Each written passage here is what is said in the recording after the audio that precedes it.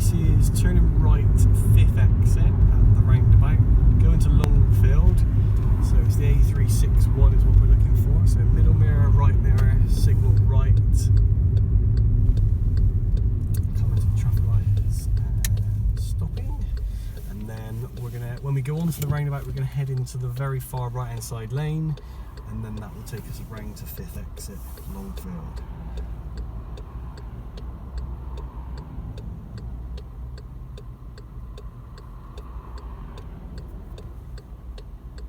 So obviously when our lights go green, they're going to be going red.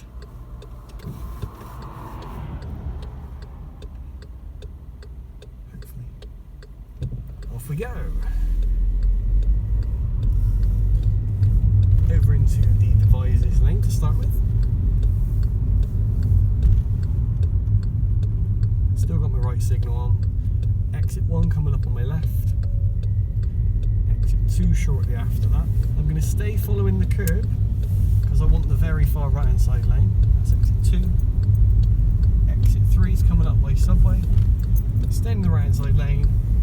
Now I'm going to check my left mirror and I'm going to drift slightly to the middle, reapply the right signal.